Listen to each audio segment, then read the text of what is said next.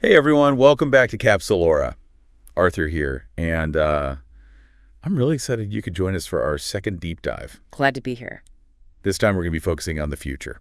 Sounds fun. Yeah, predictions and stuff. Okay. What experts are saying right now about where things are headed, like with technology and digital life and all that. Cool. And get this, some of these predictions are really interesting. Oh, yeah. We're talking like AI and how the internet might change, evolve, even stuff about how these changes might actually affect our daily lives. I know, right? Pretty wild stuff. Yeah. To help us break it all down, we've got our expert here with us. Hey, everyone. Who's really great at, making sense of this kind of complex information. I try. You do a great job. Thanks. Oh, don't forget to connect with us on Instagram and YouTube. Yeah. We love hearing from you guys. Definitely. All right, so let's dive in. Let's do it. Let's zoom into the future for a bit, shall we? We've got this report. Survey X, the next 50 years of digital life. And let me tell you, it's packed with predictions. Oh, yeah. Experts weighing in on what the internet and digital life will be like in 2069, no less. Buckle up, folks. Things are about to get really interesting. Okay, so now get this, an expert, Susan Ettlinger. I've heard of her. She thinks that in 50 years, the internet as we know it, it might not even exist. Whoa, hold on. What does that even mean? Like no more URLs or apps or websites. Yeah, instead she thinks we'll have this like conversational haptic. Epic. Yeah, like touch-based Oh. and embedded digital interactions. I don't quite follow. So like instead of using screens to get online, Okay. it'd be more like woven into our lives, Yeah. like part of the physical world. So digital and physical kind of blend together. Exactly. Interesting. Like she uses advancements in prosthetics as an example. Okay. Like prosthetics that aren't just replacements, Yeah. but like extensions of ourselves, controlled by our thoughts and stuff. That's pretty mind-blowing. I know, right?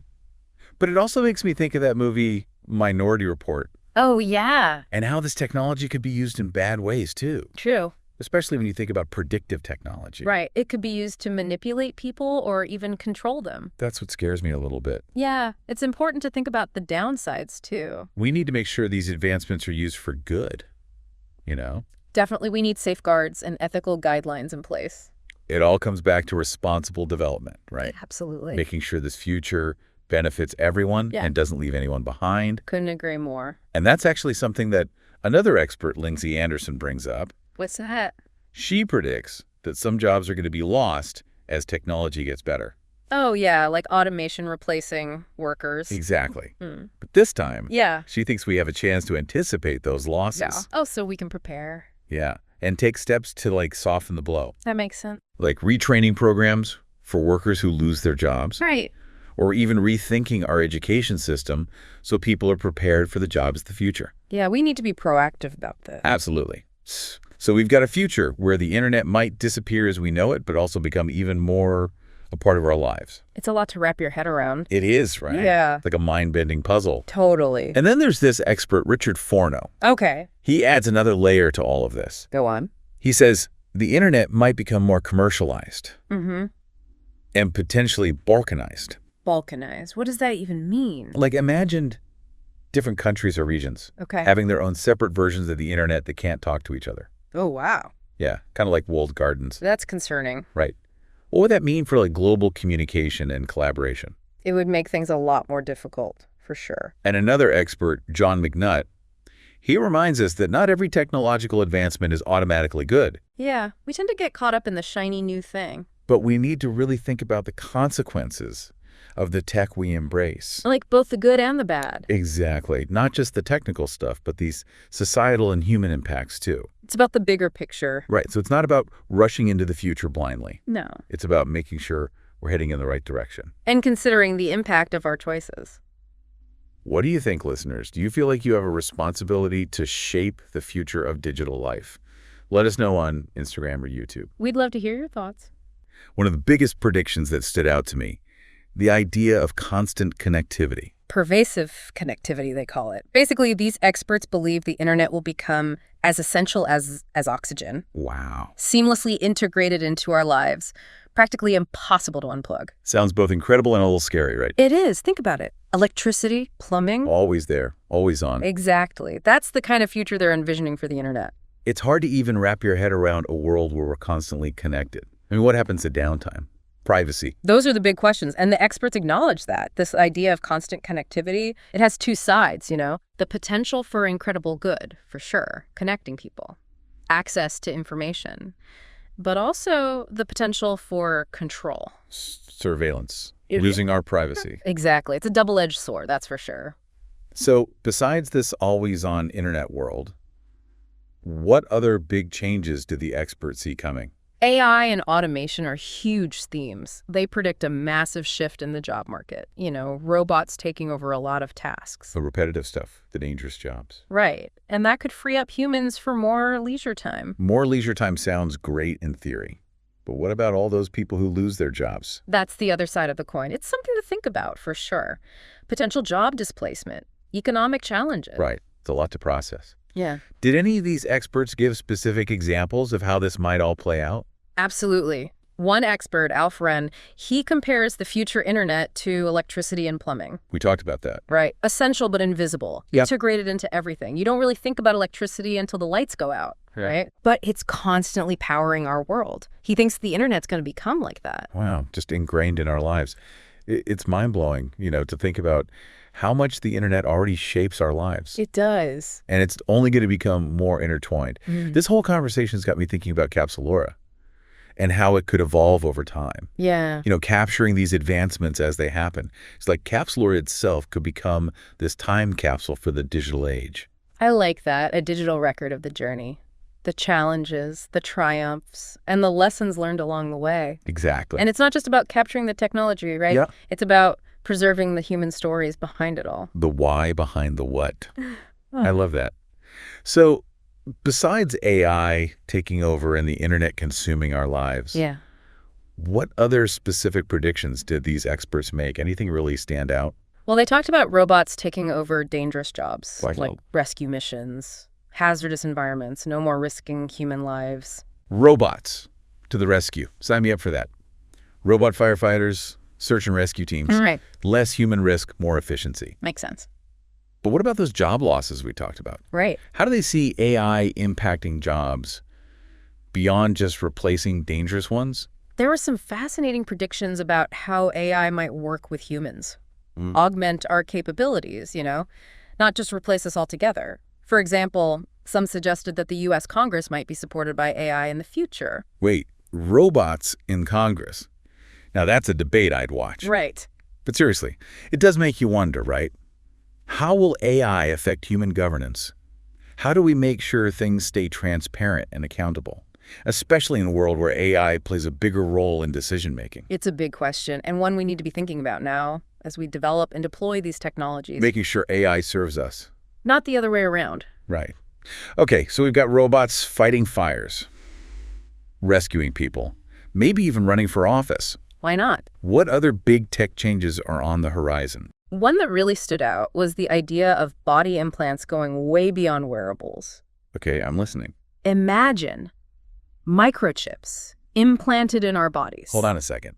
Implanted microchips. Enhancing our capabilities, monitoring our health in real time. That sounds straight out of a sci-fi movie. It does, doesn't it? I'm not sure I'm ready to be a cyborg just yet. What are the benefits Yeah. and the risks? It's complicated. On the one hand, think of the medical advancements. Early disease detection, personalized treatments, maybe even enhanced physical abilities. And on the other hand, Privacy, security, control. Who has access to that data? What if it falls into the wrong hands? yeah, that's a lot to think about. It feels like we're on the edge of something huge here. This whole idea of technology and biology becoming more and more intertwined. It is. Where do we even draw the line? That's the million-dollar question, right? And it's one we have to answer together as a society. We can't just blindly charge ahead without thinking about the ethics and the consequences. Yeah. It's about making informed choices, making sure technology serves us. Not the other way around. What else did these experts predict? What really stuck with you? Well, they talked about smart cities, Smart cities. everything interconnected, transportation, energy grids, even our homes. Okay, now you're talking. Imagine a city where traffic flows smoothly, energy is used efficiently, and services are personalized to your needs. No more traffic jams. Count me in. Okay, but seriously, it's fascinating how technology could completely change how we live in cities. And you know what? This ties in perfectly with what we were saying about Capsulora. Oh, yeah. It could adapt and evolve as technology changes, Yeah. capture these advancements in real time. It's like Capsulora could become this time capsule for the evolution of smart cities. Exactly, a digital record of the journey, the challenges, the triumphs, the lessons learned as we navigate this new territory. Think about it. We could have this whole record of how cities evolved, how they tackled problems, and embraced new solutions. A treasure trove of knowledge for future generations. Exactly. It's amazing to think about. And it's not just about smart cities, right? This idea of documenting how technology changes applies to everything we've been talking about. It does. AI, biotech, the way we work. It's all part of the story of humanity in this digital age. Exactly. And Capsulora could be the platform to tell that story. It's not just about preserving objects from our time. It's about the essence of who we are, how we live and interact with the world. Capturing that human story, in all its messy, complex beauty. Yeah. I love that.